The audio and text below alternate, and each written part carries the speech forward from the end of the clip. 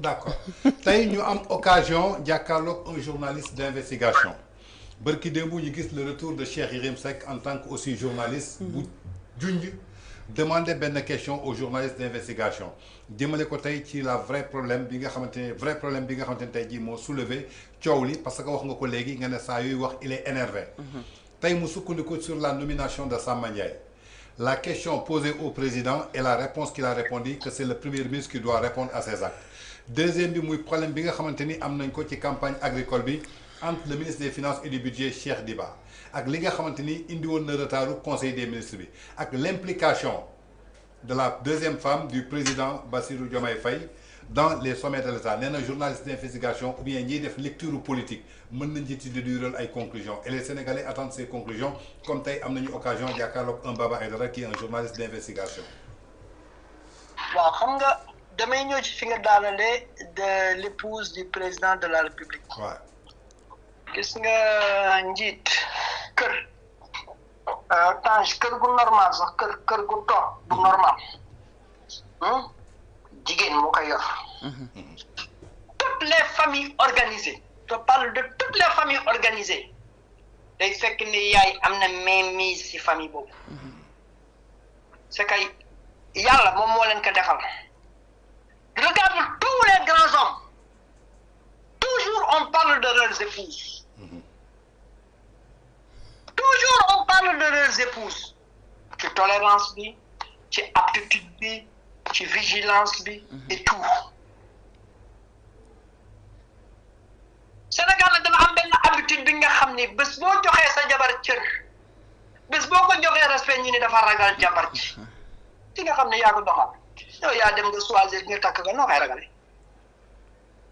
mais c'est que esprit boobu nañuy demee moi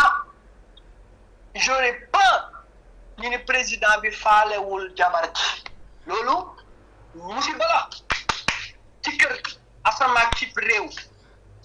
yi avancé yëpp dañu protéger jigéen dañu nangul jigéen dañu ko déglu c'est-à-dire que dañu ko déglu et tamit je vais te dire une chose gis nga quand tu ouvres un business au Sénégal boo ko joxul jigéen business bi daam vas-y dans les écoles et les universités tey jii jigéen ñi ñoo fa ëpp te ñoom ñooy jël les premières positions boo ko seetloo jigéen ñi dañ leen yar dans la société sénégalaise bi nga xam ne dañ leen yar comme ay manager da ngay gis ni sax taaw yi nekk kii jigéen ci biir kër ñi ci ëpp sax boo leen gisee sëyatuñu dañuy fase duñu yàgg ci sëy tu sais pourquoi parce que dañ leen yar ni nekk leader ci kër ñoom ñi ngi toppatoo fóot bi ñi ngi toppatoo nit ñi sol lu set ñi ngi toppatoo nit ñi lekk lu baax ñi ngi toppatoo nit ñi mën a nekk bu ñu wàcc école ni ñëw ni fekk ni lekk c'est-à-dire que ni dañ leen jox pour ñu uuf njaboot gi noonu nañu defaree jigéen Sénégal pour mu uuf njaboot gi donc bu ñu nee jabaru président dafa am lu mu ci dugg c'est bien que mu am lu mu ci maintenant duggam est-ce que dafa génn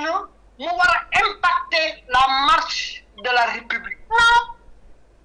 mais ci kër ak jabar bu communication boobu mënul dem si seen diggante ñoom ñaar mais mari day tànn kon président ñan lay communiquer ak ñun kon président nan lay communiquer ak ay ministre am ak yooyu il faut que ni def li ci nekk ak place am xam nga Diomaye kañ ngeen ko doon as bu jabaram toogee ni ko Diomaye ndaw si ñuy wax ci xam nga ko mu ni déedéet mu ne ko Diomaye foofu Amadou Ba di woowee benn proxénète moo ko ubbi xam nga fa mu ni ko déedéet nañu fàttali ko kàddu googu jigéen laaj na ko jëkkëram xam nga Adji Sarr xam nga ndaw si mu ni déedéet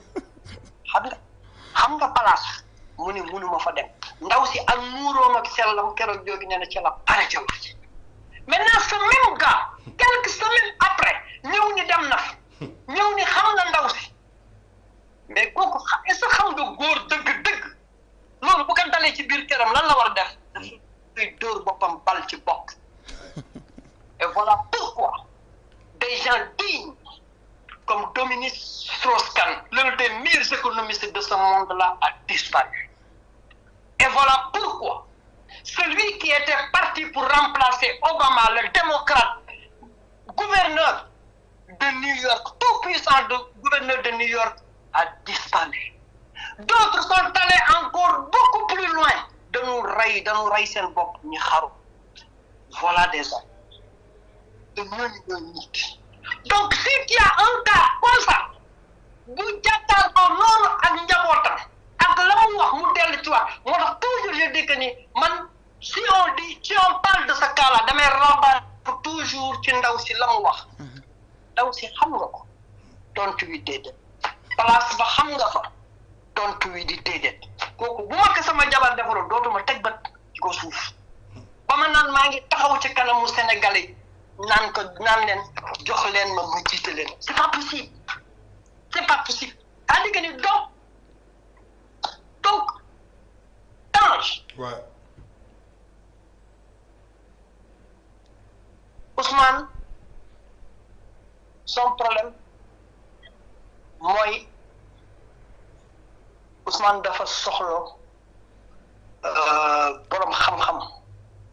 buy wàcc nit ci dangaram mu dimbale ko sinon loolu bu amul xoola de bêtise en bêtise lay dem.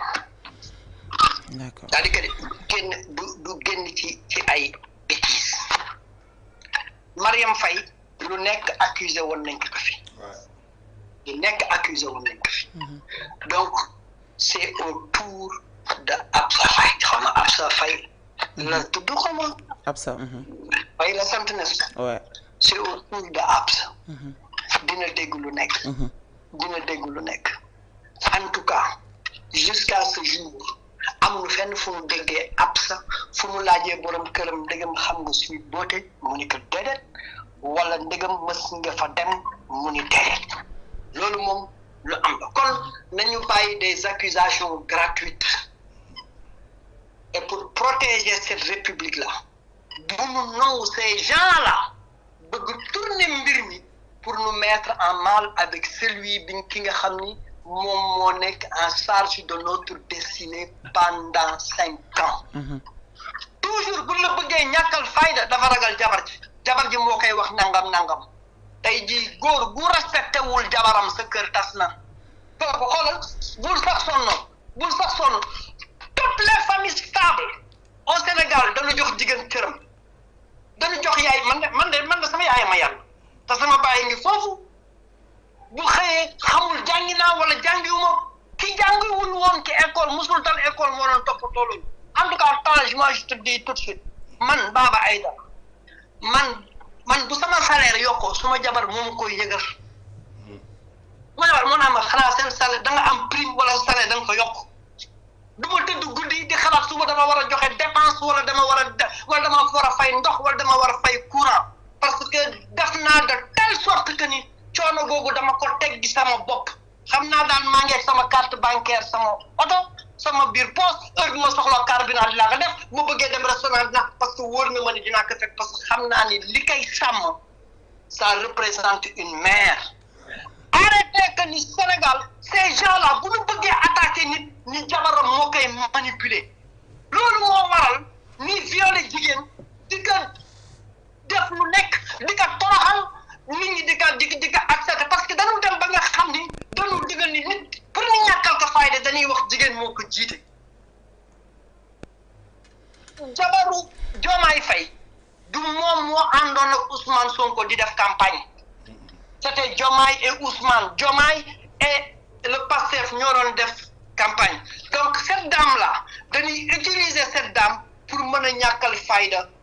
Diomaye. parce que sénégalais noonu lay xalaatee pour ñu bëgg la ñàkkal fayda dafa ragal jabaram nañuy wax heureusement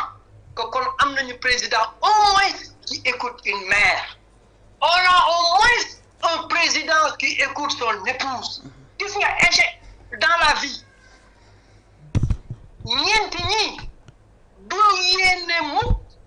borom